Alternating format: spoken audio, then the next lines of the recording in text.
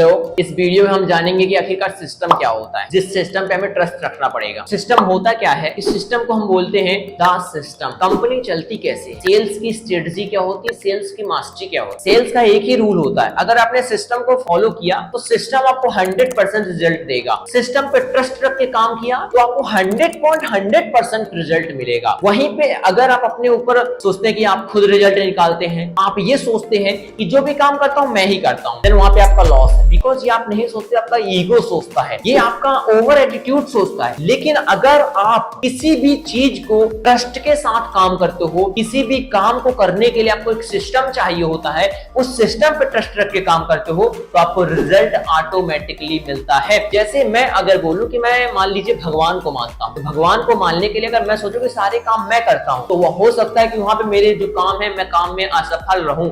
और अगर वहीं पे मैं सारे काम का जो प्रभार है वह मैं भगवान के ऊपर सोच करके अपना कर्म करूं, एक माध्यम बनूं, एक निमित्त बनूं, तो मेरा कार्य ऑटोमेटिकली होगा।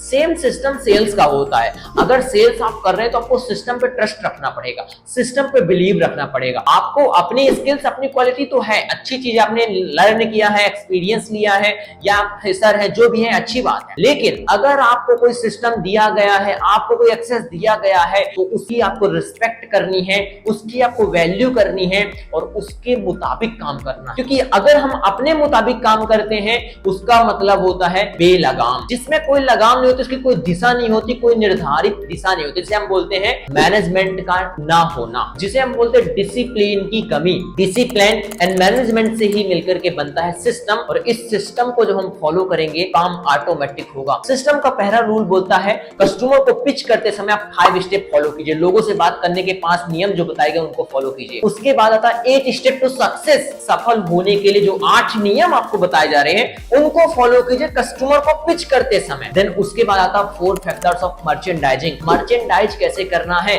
लोगों को प्रोडक्ट को कैसे दे देना है, मतलब कस्टमर को प्रोडक्ट कैसे दे देना है, उसके बारे में यहाँ पे आप लर्न करोगे।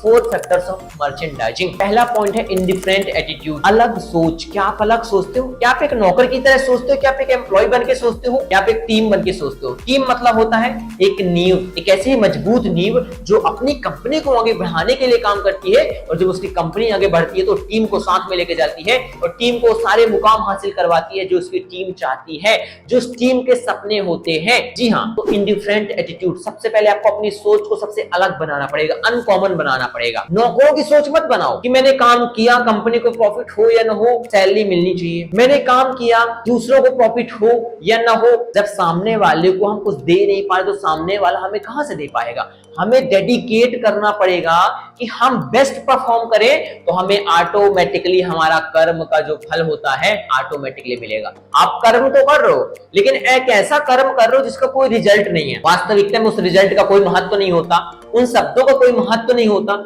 जिसका रिजल्ट ना हो।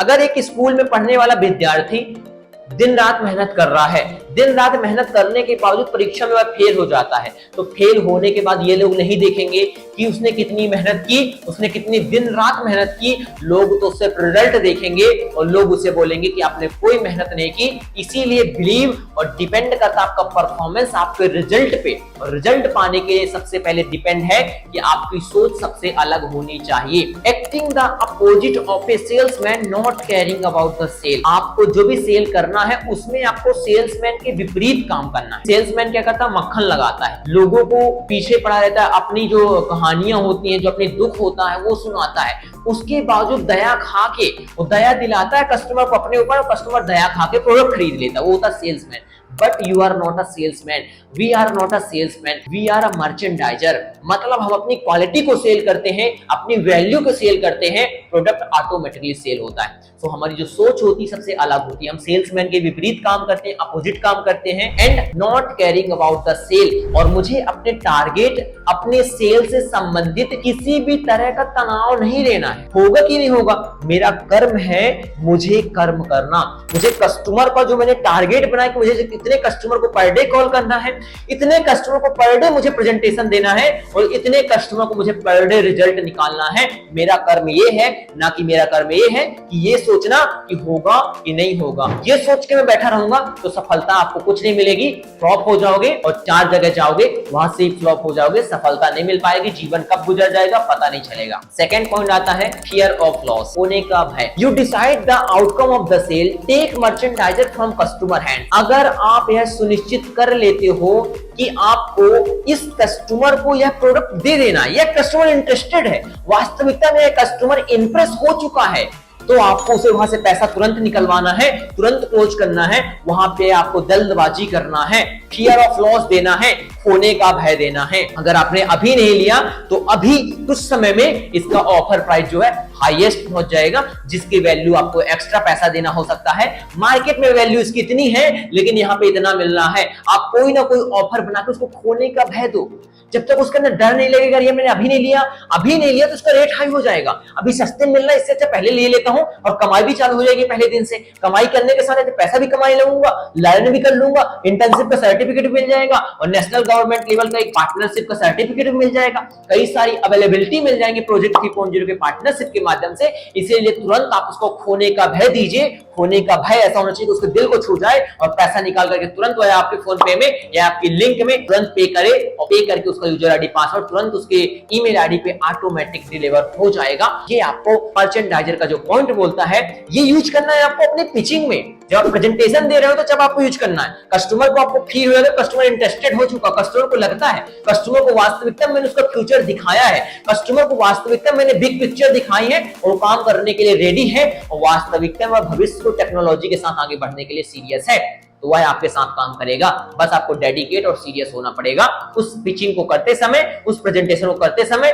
फियर ऑफ लॉस देना पड़ेगा। उसके बाद आता है sense of urgency. Third point जो हमारा आता है सेंस ऑफ अर्जेंसी, जल्दबाजी करना। जल्दबाजी हम कैसे करते हैं? जल्दबाजी करने के लिए हमें act in a hurry, no time to negotiate, हमें जल्दबाजी का अभिनय करना है। ऐसा हमें उसे अभिनय करना है कि समय जा रहा है, समय जा रहा है, जल्दी बाई कीजिए, जल्दी पेमेंट कीजिए, जल्दी से जल्दी कीजिए, ऑफर मात्र 5 मिनट 10 मिनट या कुछ आधे घंटे। आप ऐसा जब तक उसको फील नहीं कराओगे तब तक आपके पिच में, आपके कॉन्फिडेंस में, आपके जोश में, जुनून में वो बात नहीं होगी जो कस्टमर पे लगे। आपकी बातें कस्टमर पे लगनी चाहिए, आपके क्वेश्चन कस्टमर पे लगने चाहिए। क्वेश्चन कस्टमर से वो करो जो आपको रिजल्ट चाहिए, क्वेश्चन ऐसे करो कि आंसर आपके पक्ष में हो। जब आप ऐसा करना चालू करोगे, ये वीडियो देख रहे हो, इस वीडियो को देखने के बाद अगर आपने रूल को फॉलो किया, मैं लिख करके देता हूं कि आपको रिजल्ट ना मिले, आप जो बोलोगे मैं करूंगा। अगर आपने प्रॉपर वे में इस पॉइंट को फॉलो किया, हर एक एसोसिएट को, हर एक मैनेजर को, हर एक सीनियर मैनेजर को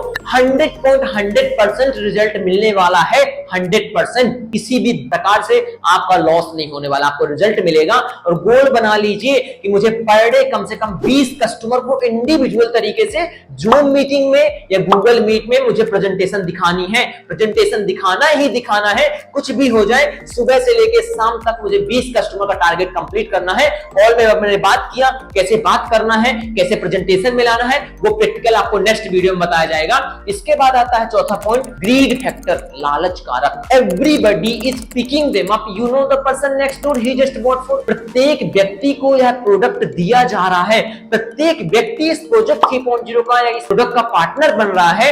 इसीलिए आप उन लोगों का एग्जांपल दे सकते हैं जिन लोगों को अपने पार्टनरशिप सेल की, उन लोगों को एग्जांपल देने के लिए आप अपनी मीटिंग में इनवाइट कर सकते हैं, अपने पार्टनर्स को इनवाइट कर सकते हैं, अपनी टीम को भी इनवाइट कर सकते हैं और उनका भी एग्जांपल आप दे सकते हैं प्रॉपर वे में, उसको फील करा सकते हैं, उसके द्वारा सब बुलवा सकते हैं ताकि जो कस्टमर है वो ऑटोमेटिक मोटिवेट हो जाए। इस व्यक्ति ने इतने समय पहले ज्वाइन किया, प्रोजेक्ट की पार्टनरशिप ली और आज इसने कितने रुपए कमा लिए। उसका जो ग्रीड फैक्टर है, जो उसका लालच है, उसका लालच ऑटोमेटिकली कस्टमर के अंदर जागेगा और आपके रिजल्ट 100% है कि सेल होगी। ये था 4 फैक्टर्स ऑफ मर्चेंडाइजिंग। इसके जो सिस्टम है ये आप देख सकते हैं स्क्रीन के सामने। इन 4 फैक्टर्स ऑफ मर्चेंडाइजिंग को फॉलो करोगे, रिजल्ट आपके कदम चूमेगा, कहीं कोई दिक्कत नहीं आएगी, कहीं कोई प्रॉब्लम नहीं आएगी। जो रूल्स मैं आपको बता रहा हूं, दुनिया में कोई भी यूनिवर्सिटी, कोई भी कॉलेज, कोई भी शिक्षण संस्थान या कोई भी बड़ी कंपनी आपको ये सारे रूल्स नहीं बताएगी, बिकॉज ये यूनिक पॉइंट्स हैं जो बड़ी बड़ी इंडस्ट्रीज में यूज होते हैं। जैसे बिल गेट्स जैसे बड़े महान लोग हुए, उन लोगों के द्वारा ये प्रोजेक्ट 3.0 बड़े महान लोग हुए हैं, उन लोगों के द्वारा प्रॉपर वे में ये सिस्टम तैयार किया गया है। That's all.